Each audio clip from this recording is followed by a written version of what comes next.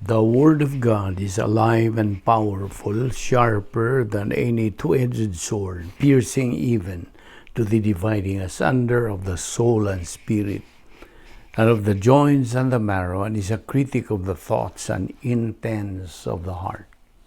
All Scripture is God-breathed and is profitable for doctrine, for reproof, for correction, for instruction in righteousness, that the man of God might be mature, thoroughly equipped unto all good works.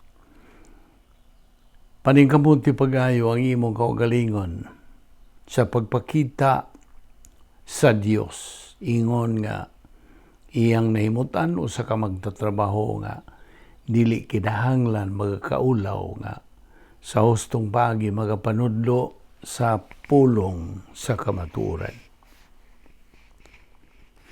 Proverbs 10:27 says, "The fear of the Lord prolongs days, but the years of the wicked will be shortened."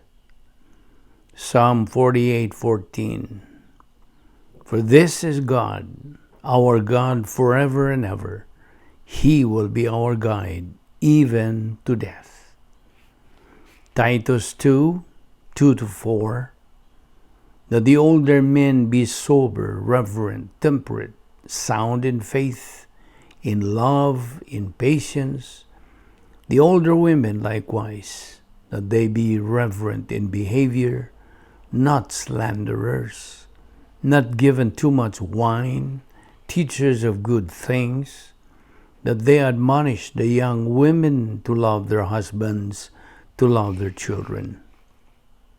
Job 5:26, "You shall come to the grave at a full age, as a sheaf of grain ripens at its season." 2 Corinthians 5:1, "For we know that if our earthly house, this tent, is destroyed, we have a building from God, a house not made with hands, eternal in the heavens." 2 Corinthians 4:18, "We do not look at the things which are seen, but at the things which are not seen. For the things which are seen are temporary, but the things which are not seen are eternal." Before we start our Bible study nining adlaw, sama sa nandan, gikinahanglan ng atong susi sa atong kalagon na bakit mga sala sa nahuna, sala sa dila, sala sa buhat, kini mahimo lamang babag sa atong pagabuhatong pagtuon sa pulong sa Dios kun dili nato isugid kining maong mga salang nahimo nato ning adlaw. 1 John 1:9, the recovery technique, nagaingon, "If we confess our sins, God is faithful and just to forgive us our sins and to cleanse us from all unrighteousness." But for you, unbeliever, the issue you are facing is not confession of your sins, but faith on the Lord Jesus Christ. Use your volition now. Make the most important decision that you can make in your entire life. The decision to believe in Christ as your Lord and Savior. Acts 16:31 says, "Believe on the Lord Jesus Christ, and thou shalt be saved." Therefore, let us pray.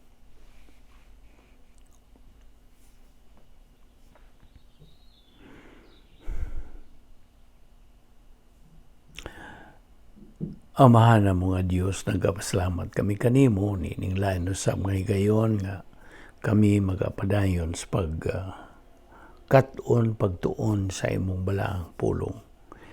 Nining adlaw ba ni kami pinagi sa among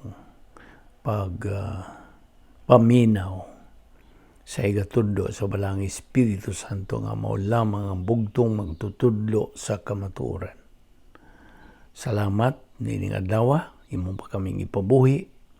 Di mahilan nga ang imong plano sa mong kinabuhi nagalihok pa, nagapadayon pa. Dili kami gani takos pan ikaw matinumanon magayon sa imong mga saad. Uban ni kami Dios ning adlaw. Kayang tanan among ipasalamatan sa ngalan ni Ginoong Hesukristo. Amen. Maayong adlaw sa tanan natong mga subscribers, atong mga higala, atong mga igsuon diha ni Kristo. Welcome once again to our daily Bible study. Niya pa kita magadupot sa doktrina sa balaang Trinidad. Una sa tanan. At iba na yun. Diin kita muhunong kagahapon. Now, sa usa ka bahin sa kasaysayan, ang balaang Trinidad gipadayag sa dili kasagarang paagi dinhi sa kalibutan.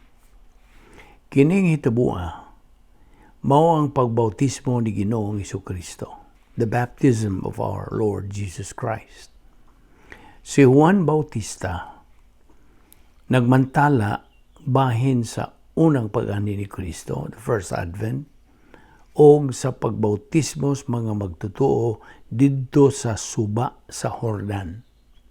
Aron sa pagpaila kanila ngadtos umaambot nga gingharian. Ugo niya, si Jesus mitungha sa isena ug mihangyo kang Juan sa pagbautismo kaniya. Dinha na musugot si Juan nga siya ay mohimo sa pagbautismo kang Jesus, human ang Ginoo mipatinaw nga kinahanglang bautismuhan siya aron sa pagpaila kaniya ngadto sa plano sa Amahan. Diha sa Mateo 3:15 nagaingon kini apan gitubag siya. Kini siya mo si Juan. Apan gitubag siya ni Jesus, pasagdi lang nga mahitabo kini kay niining pagiha makatuman kita sa tanan nga gisugo sa Dios. Busa miuyon si Juan kaniya. Now, ang pagbautismo ni Hesukristo larawan kadtong daan sa krus. Diin ang tanang pagkamatarong matuman nga mao ang Dios nga Amahan, matagan sa katagbawan o pagpasig-uli uban sa pagkamatarong sa anak. Kining mao nga biblikal nga pagsaysay nagalang bigit usab sa doktrina sa pagluwas nga diin kinahanglan kang manluluwas hingpit nga pagkamatarong aron malukat ang kagawasan sa kaliwatan sa tao gikan sa merkados pagkaulipon sa sala, slave market of sin. Now, niadtong nakalinlaing mga pagbautismo nga gihisgutan sa Biblia. Ang pagbautismo ni Hesukristo mao ray dili kasagaran. Ang maong pagbautismo nagapakita sa hingpit nga pagsunod sa anak sa kabubuton sa Amahan. Siya nga walay sala kinabubutong matinumanon sa pagpaila sa iyang kaugalingon ngadtos mga makasasala pinaagi sa paghukom kaniya dito sa cross, ingon nga mao'y atong puli, mao'y puli kanato. Now, atol sa ritual nga bautismo, nahitabo ang dili kasagarang pagpadayag sa balaang Trinidad. Mateo 3:16 nagaingon, human gayud sa pagbunyag kang Hesus, mikawas siya sa tubig. Unya na abli ang langit, ug nakita niya ang Espiritu sa Dios. Kami paubos daw salampati ug mitugdon kaniya. Now, ang tubig nagarepresentar kini sa kabubuton sa Amahan alang sa anak atol sa una niyang pag-ani. Ilalom sa tubig, ginaila si Kristo sa plano sa Amahan alang sa kaluwasan sa tao. Sa pagtunga ni Jesus gikan sa tubig, ang Espiritu Santo, ang ikatulong persona sa balang Trinidad, mi paubos ngadto kaniya sa dagway sa usa ka salampati. Lucas 3:22. Pinaagi niya ng maong ilhanan. Si Juan ingon man sa matag usa nga didto niya tungtungora sa walay pagduha-duha na sayod nga si Jesus matuod gayud nga anak sa Dios, ang ikaduhang persona sa balaang Trinidad. Juan 1:33-34. Unya is Mateo 3:17 nagingon kini. Ugon niya, may tingog gikan sa langit nga nag-ingon, kini mao ang pinangga kong anak nga nakalipay kanako pagayo. Now, ang tingog sa pagsugot nagagikan sa Dios nga Amahan, ang unang persona sa balang Trinidad. Busa ang pagbautismo ni Jesucristo, ang pagsugod sa iyang ministeryo dinhi sa yuta, ang tulo ka sakop sa balang Trinidad milihok nga nagbinuligay aron sa pagpanghimatuod sa pag-ila sa Dios tao, God-man. Human sa tulo ka tuig, una pa siya musaka sa langit. Si Ginoong Jesucristo mitudlo sa mga magtotoo nga mo representar kaniya dinis kalibutan. Ang formal nga mga pulong bahin sa maong pagtudlo nagadala og pagtutok pag-usab sa balaang Trinidad. Mateo 28:19 gidugang kini ang italics. Nagaingon, tungod niini sa inyong pagpanglakaw, himoa nga akong mga tinun-an ang tanang katawhan sa tibuok kalibutan. Bunyagi sila sa ngalan sa Amahan, sa Anak ug sa Espiritu Santo. Ang mga magtutuo bautismuhan sa ngalan, dili sa mga ngalan, sa Amahan, Anak ug Espiritu Santo. Sa ngalan nga naa sa usarang pagkasama Ginoo, diha sa Isaiah 6:3 nagpamatuod nga ang Dios usara sa kinaiya apan tulo sa persona. Samtang ang gipakadak-an dinhi sa Isaiah 6:3 anaa man sa tulo sa usa, 3 in 1. Diha sa Mateo anaa sa usa sa tulo, 1 in 3. Okay. Unsa man nato pagsabot sa mga persona sa Dios? Mao ni ang sunod natong pangutana. Unsaon man sa pagulagway sa atong may kinutubang sa labutan ang way kinutubang mga personalidad sa Dios? Unsa mang bokabularyo? Unsa mang paagi sa pagbayloay o gunahuna ang makapatinaw sa tao niadtong normal nga lisod sabton? Usa ka paagi sa pagpadayag nga napiling gamiton sa Dios, Espiritu Santo, mao ang sinultihan sa pagpahiuyon nga nagagamit sa gitawag sa in English og mga anthropomorphism o anthropopathism. Now, gagamit sa Dios or gigamit sa Dios kining maong mga kaamgid ngadto sa tawhanong mga kinaiya o pamatasan nga sa tinuod wa siya manag-iya og ingon. Sa tuyo, sa maghatag ka nato og kahinaminan bahin sa iyang Diyos no kinaiya o kalagdaan. Ang in English nga pulong anthropomorphism, nagapasumangi lang ngadto sa Dios og mga bahin sa katukuran sa lawas sa tao sa tuyo sa pagpatinaw sa iyang palakaw ug ang pulong anthropopathism nagapasumangi lang ngadto sa Dios og tawhanong mga pagbati mga makusog ng pagbati o mga panghuna-huna aron sa pagpatinaw sa Dios ng mga lagda, mga buhat ug mga desisyon sa pinulungan nga gigamit sa atong tawhanong pagpanabot. Now, ang pulong amahan pananglitan usa kini ka anthropopathism nga nagdala kanato og kasinati excuse me sa konsepto sa amahanong relasyon, fatherly relationship.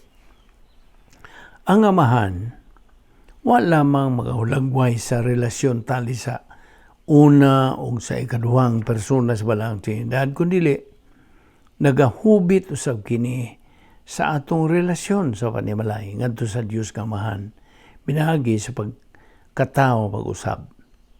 1 Corinto 11:3. Mao man usab ang mga ngalan anak ug Espiritu Santo nagahulagway kanato sa mga tahas sa ubang mga persona sud sa pagka-Dios. Okay, atong hisgutan ang Dios nga amahan. Siya ang tagmugna ug tagplano. Diha sa balang kasulatan, ang amahan mo'y pangu sa panimalay. Gusto? 1 Corinto 11:3. Ang Diyos nga amahan mao ang kahugpungan sa pagkaamahan ug mao'y labing labaw nga nagabuhat sa tanang butang. 1 Corinto 8:6. Ang titulo nga amahan naghatag kini og dakong pagtagad sa bug-os nga awtoridad sa unang persona isip tagmugna sa plano sa Dios alang sa kaliwatan sa tao. Juan 14:24, Efeso 1. Diha sa Efeso 4:6 kini nagakanayon. May usa lamang ka Dios ug amahan sa tanang mga tao, meaning mga magtotoo. Siya mao ang labaw sa tanan, labaw makagagahom, ug nagbuhat pinaagi sa tanan, pagkanas tanang dapit, ug ana sa tanan pagpuyo sa amahan. Apan bisan pa niini, ang Dios nga amahan wa mohatag og paglapas sa ubang mga sakop sa balang Trinidad, makalidad man o grado, kundi kauban siyang managsama sa anak ug sa Espiritu Santo. Didtos kaniadtong wa pang tanan, in eternity past, ang amahan mimugna og disenyo sa tanan nga dinha nang daan sa kaniadto, sa karon o ang umaabot pa. Genesis 1:1. Iyan ang gibutang ang sukaranan sa kalibutan. Proverbio 8:29. Giandam na ang mga elemento. Job 28:25-27. Himutang na ang mga balod sa kadagatan. Job 38:11. Ang amahan nagatinguha sa paglalang sa tao. Genesis 1:26. O sa pag-atiman kaniya diya sa grasya. Efeso 1:2, 4, Efeso 2:8-9. Ang tanan nga laraw o binuhatan sa amahan, mga pagpadayag sa iyang kinaiya. Karon adto ta sa paghisgot nining amahan ni Ginoong Jesucristo, the Lord Jesus Christ, Father.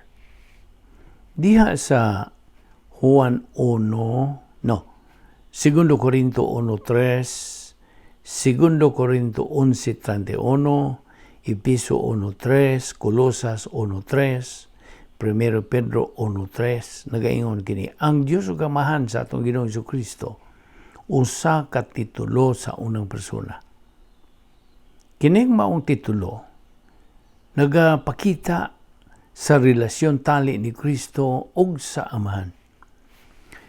Si Ginoong Jesucristo mao ang pagpadayag sa amahan, ingon man mao ang kinataliwad-an kinataliwadan nga puntaria sa iyang plano. Juan 1:14, 2 Korinto 4:6, Episo 3:11, mga Hebrehanon 1:2. Dihausap sa Juan 1:18, wala pagayoy tao nga nakakita sa Dios. Meaning Dios nga Amahan. Ang bugtong dili kasagaran pagkatao, anak nga Dios, Hesukristo kini, nga pinangga kaayo sa Amahan, mao'y nagpaila kaniya. Ang relasyon sa Amahan ug anak, dinha ng daan, gikan pas kaniadtong eternidad nga nasud sa Dios nung dikrito. Juan 17:5 o 24. Bisan tuod managsama sa Amahan hangtod sa kangturan, Pilipos 2:6, ang anak nagabuhat sa ubos nga tahas aron sa pagtuman sa kalawas ng kabubuton sa Amahan. Ang mga panultihon, mga sapid ni atong dila ni okay, anyway, samtalang yun, hinahinayan na nato ni. Ang mga panultihon sama sa iyang bugtong, meaning dili kasagaran pagkatao nga anak, naman as Juan 3:16, ug ang bugtong anak sa Dios, Juan 3:18, kinahanglang sabton, suma sa talagsaon nga buluhaton sa ikaduhang persona sa balang Trinidad. Bisan Dios siya nga walay katapusan, nagagikan siya sa Amahan aron ipadayag pinagi sa unod. Juan 1:14, Juan 8:42. Si Hesukristo maoray bugtong na tao dinis kalibutan nga way kinayang makasasala. Ayaw na nagkalimti. 1 Pedro 1:19, pinagi sa birhen nga pagkahimugso. Virgin birth. Salmo 2:7, Isaías 7:14, Mateo 1:23. Og maoray kalifikado nga makabuhat isip puli aron hukman tungod sa mga sala sa kaliwatan sa katawan. Isaías 53:4-6, Hebrehanon 9:16, Hebrehanon 9:28, ug 1 Juan 3:5. Now, atong hisugutan kining Amahan sa tanang magtotoo. Sanglit ang Dios nga Amahan mao may tagmugna sa kaluwasan. Ang tanang magtotoo personalmente o sa kahangturan may relasyon ngadto kaniya pinagi sa bag-ong pagkatao, newly born again. Episo 1:5, Episo 3:14-15, Episo 4:6. Gitawag kita og mga anak sa Dios, Juan 1:12, Galacia 4:6-7. Sukwahi sa nailhan ng gituhuan sa kadaghanan nga pagkaabahan sa Dios sa tanang tao sa kalibutan. Ang Dios dili amahan sa tanang kaliwatan sa tao. Juan 8:42 o 44. Kundi amahan lamang siya, paminaw, kundi amahan lamang siya sa tanang magtotoo. Ang pagkasakop sa panimalay sa Dios dili manggod ni automatic, kundi resulta kinis usa ka yano nga lihok sa pagtuo kang Hesukristo.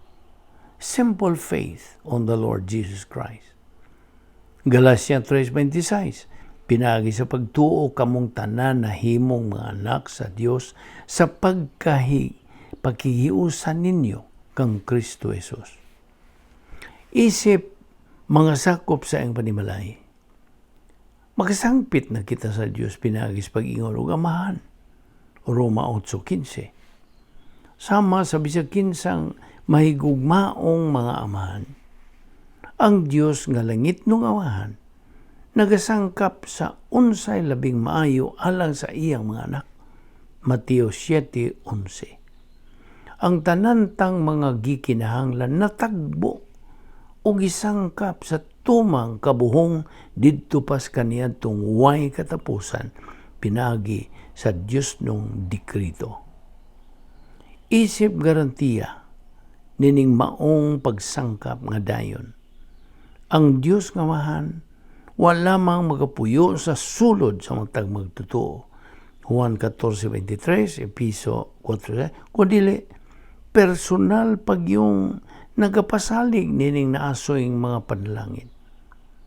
Kining maong mga grasyang panalangin, naglakip na sa tanang mga gasa nga gihatag ngadtos magtotoo diha sa unang hugna, kalwasan. Sa ikaduhang hugna, lakip ang mga saad ug doktrina sa Biblia o kadtong ihatag na unya didto sa ikatulong hugna sa eternidad. 1 Pedro 1:4 nagaingon, usa ka panulundon nga dili madunot o mahugaw o mahanaw ang iyang gitagana didto sa langit alang kaninyo. Sama sa tanang mga anak, kita makasala ug mopakyas sa atong langitong Amahan. Ug mao nga kita pagapantunon samahan alang sa atong kaayuhan. Hebreano 12:5-11. Hinoon, andam kanunay ang atong Amahan sa paghangop sa iyang mga anak aron mahibalik kita sa pakigambitay sa dihang mobali kita ngadto sa iyang plano pinagi sa pribado diretso nga sugid sa atong masala ngadto kaniya 1 Juan 1:9. Now, ang Dios nga anak itong isugutan, ang dili kasagaran nga persona sa universo mao si Ginoong Hesukristo.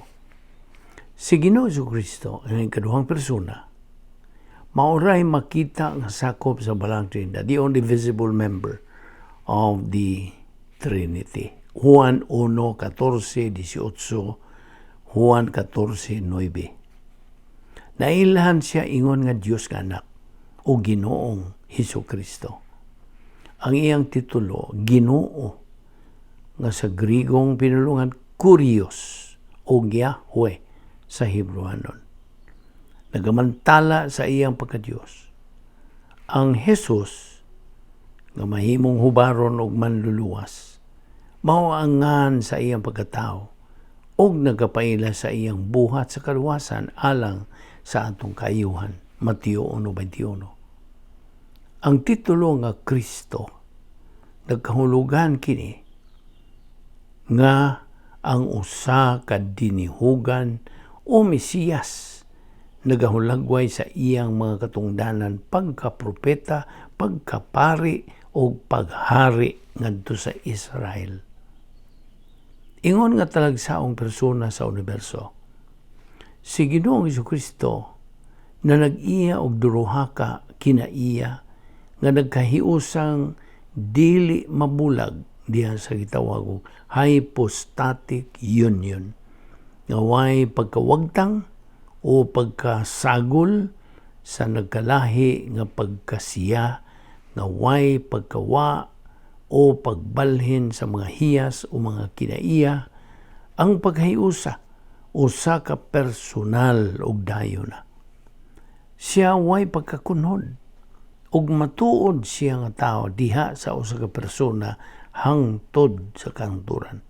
Roma 1:2-6, Filipos 2:6-8, 1 Timoteo 3:16. Nagahupot siya sa matag kinaiyas pagka-Dios ug may relasyon siya ngadto sa laing duha ka sakop sa balaang Trinidad. Isaías 48:16, Juan 1:1-4, Hebrewanon 5:5. Kay ang tibuok nga pagka-Dios ana kang Kristo sa iyang pagkatawhanon. Kolosas 2:9. Ingon nga Dios, si Ginoong Hesukristo ana sa tanang gahom. Mateo 28:18. na nag-iya sa kinabuhi sa iyang kaugalingon. Juan 5:26. Naghatag og kinabuhing wala katapusan. Juan 10:28. Mupasaylo sa mga sala. Mateo 9:6, Marcos 2:7. Ug mukom. Juan 5:22. Ingon nga anak sa Dios. Roma 1:1 ngadto sa 4. Si Kristo mao ang tukma nga larawan sa himaya sa Dios. Dios nga man. Hebrehanon 1:3. Sa talagsaong mga okasyon sa iyang pagtuki bahin sa iyang kaugalingon isip anak sa Dios, gihukman siya nga nagpasipala. Juan 10:33 o gihulga nga patyon. Juan 5:18. Daghang mga tao nga nakadungog siyang pag-angkon sa iyang pagka-Diyos o Mesiyas nga kusganong misalikway sa maong pag-angkon. Ingon nga anak sa tao, Lucas 19:10, si Kristo mihupot sa pagkasusama o sa porma sa tao, Pilipos 2:7. Iyang gihatagan o gibugaton kining maong titulo sa mas kanunay kaysa uban niyang titulo atol sa iyang ministeryo din sa kalibutan. Sanglit dinha naman sa kanunay ang iyang pagka-Diyos, Juan 1:1. Iya nakaroon gipunting ngadto sa unsa may bag-o o kinahanglan usab nga masabtan ang iyang pagkatao, Mateo 1:25. Atol sa iyang pagkinabuhi dinhi sa yuta, si Jesus misinati og pisikal, intelektual ug espirituhalong pagtubo. Lucas 2:40 ug 52. Nahibaw-an niya ang pagbati o kakapoy, Juan 4:6, ang pagkagutom, Mateo 4:2, ang pagkauhaw, ang pag-uhaw, Juan 19:28, ang pagsulay, Hebrehanon 4:15, ang pag-antos, Hebrehanon 2:18, ug ang pagkamatay, Lucas 23:46. Sa dihang ang Diyos tao, misulti diha sa in-Ingles nga hypostatic union gikan sa iyang Diyos no kinaiya. Si Kristo mitumbok sa Diyos nga iyang amahan. Sa diyang misulti siya dito sa cross gikan sa iyang tawhanong kinaiya. Iyang gitumbok ang amahan nga iyang Diyos. Mateo 27:46, cross reference Juan 20:17. Apan iyang pagkatao wa gayoy pagkakunhod o pagkatibhang gikan siyang pagka-Diyos, ni gikan sa pagkahiusan niya sa Amahan ug sa Espiritu Santo. Juan 5:23. Si Jesus tataw nga gipanayag diha sa daang pakigsaan, sama sa uno, ang magbubuhat. Genesis 2:7, cross reference Juan 1:3 ug 10, Roma 11:36 ug Kolosas 1:16 ngadto sa 17. Ikaduha, ang anghel sa Ginoo, Yahweh, Genesis 16:10, Genesis 22:11, mga maghuhukom 13:17 ngadto sa 23, cross reference Juan 1:18. Ang ikatulo, ang Mesiyas o ang usa nga dinihugan, Salmo 2:2, Daniel 9:25, cross reference Juan 4:25-26. Now gibalik-balik siyang gipadayag nga Yahweh.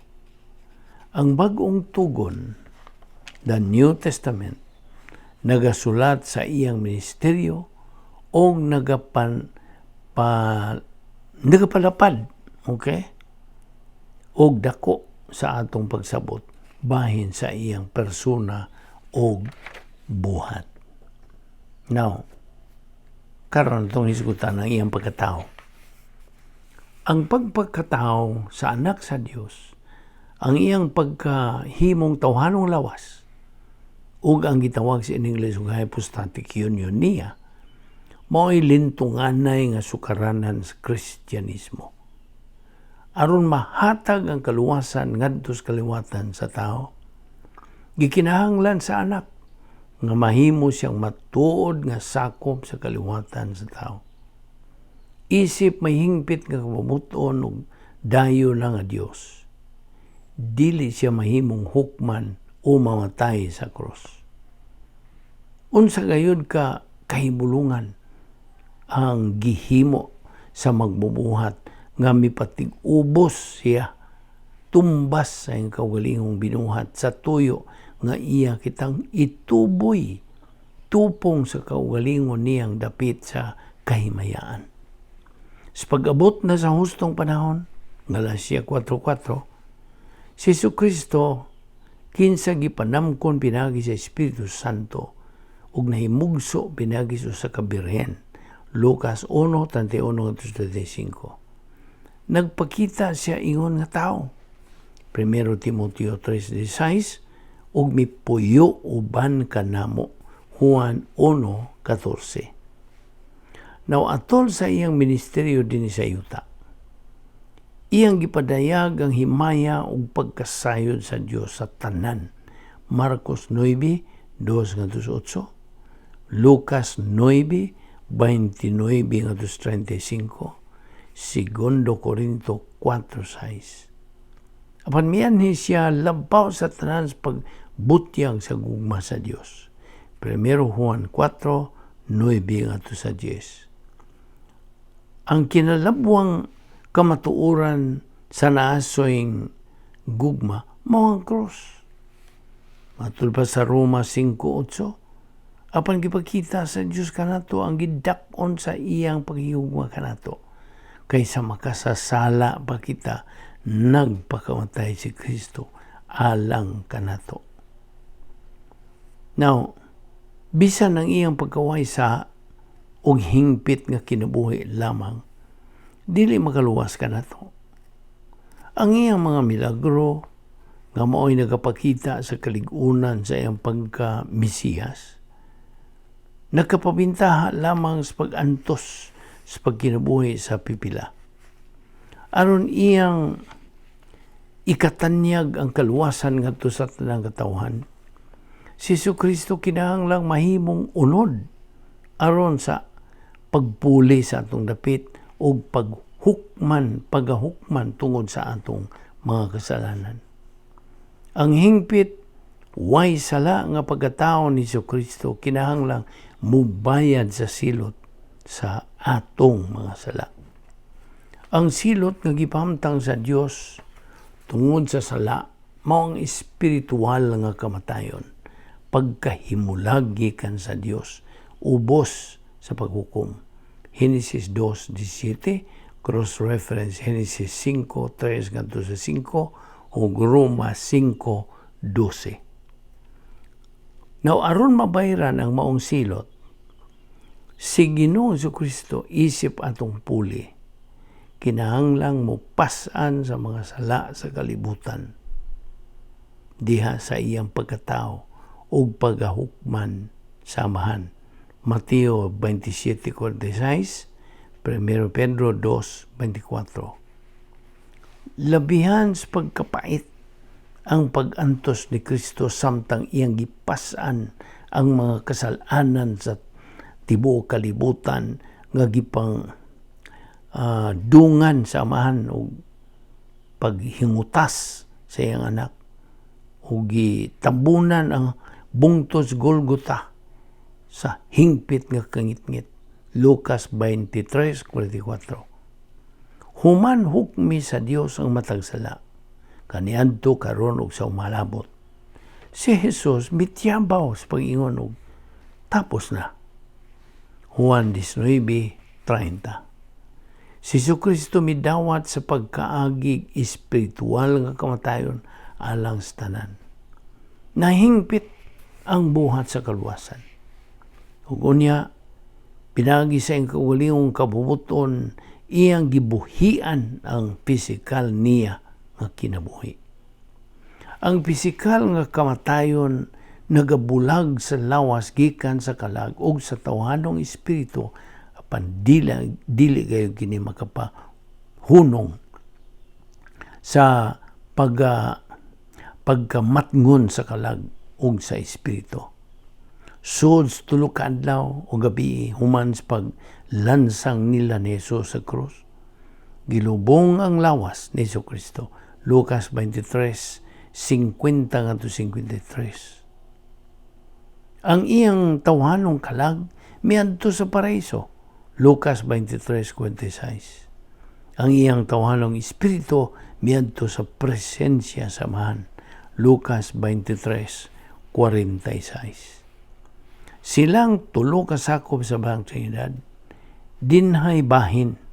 They contributed, so to speak, sa pagkabanhaw ni Kristo. Human sa tulo ka adlaw, ang pagkalabawng makagagahom sa Dios nga Amahan, mga buhat 2:24, Roma 6:4, Epeso 1:20, Colosas 2:12, 1 Tesalonica 1:10, o 1 Pedro 1:21. Ang pagkalabawang makagagahom sa Diyos Espiritu Santo, Roma 1:4, Roma 8:11, 1 Pedro 3:8. Ug ang pagkalabawang makagagahom sa Diyos nga Anak, mibanhaw sa pagkatao ni Jesucristo gikan sa mga patay. Juan 2:18-21, Juan 10:14-18. Si Jesus gibanhaw sa mahimayaong gahom sa Amahan. Roma 6:4. Kinsa mibutang pagbalik sa iyang tawhanong espiritu ngadto sa iyang lawas didto sa lubnganan. Siya gibanhaw diha sa espiritu. 1 Pedro 3:18. Sa dihang gibalik sa Espiritu Santo ang iyang kalag didto siyang lawas. Ang Dios nga Anak medisinyo o mibuhat sa iyang kaugalingong binanhaw nga lawas. Colosas 1:16. Si Jesus mibangon gikan sa lunganan. Mateo 28:6. Uban sa iyang kalag o espiritu nga nagkahiusa sa usa kay mahimayaong way pagkamatay nga lawas binanhaw. Siya lamang ang ingnon tao nga gibanhaw sukad masukad. Siya ang pagyon. Ang pagkabanhaw ni Kristo uban sa iyang mahimayaong lawas nagagarantiya sa umaabot nga pagkabanhaw og sa kinabuhing way katapusan sa tanang magtotoo. 1 Corinto 15:22-23, 1 Corinto 15:54. Now, atol sa pagkatao sa Dios, ang pagkatao ni Kristo nahimong ubos pa kaysa mga manlulunda. Apan gumikan sa iyang pagkabanhaw, pagsaka o paglingkod, ang iyang pagkatao nahimo ng taas o labaw pa sa mga manlulunda. Hebrehanon 1:4, Hebrehanon 2:9. Kinahanglan nga muuna ang iyang kinahanglan nga muuna ang iyang paglansang sa dili pa siya mahimaya. Ang krus kinahanglang mao'y muuna sa dili pa ang purong-purong. The cross before the crown. Ato ning ipadayon ugma. Adto ta mo hisgot sa sunod nga higayon diha sa iyang paghimaya. Magampo ta. Balaan na mo nga Dios, nagapasalamat kami kanimo niining matamis nga higayon sa among pagpakig-ambitay sa imong mga pulong. Salamat niining tanan nga among nakatunan, among kining tuuhan, among gamiton sa among adlaw nga espirituhanong pagkinabuhi. Salamat niya mo Bible study through the YouTube sa Vic Balbido Evangelistic Ministry. Panalangini kini o Dios, gamita kini sumala sa imong kamubuton. Dada kami pagbalik ugma dinhi aron kami makapadayon nining among kalihukan sa pagpatubo sa among kalag. Our spiritual momentum should grow and advance. Otherwise, kini mo atras kung dili na usab kini makatubo. Salamat o Diyos na imong paglamdag ning tanan sa ngalan ni Ginoong Kristo. Amen.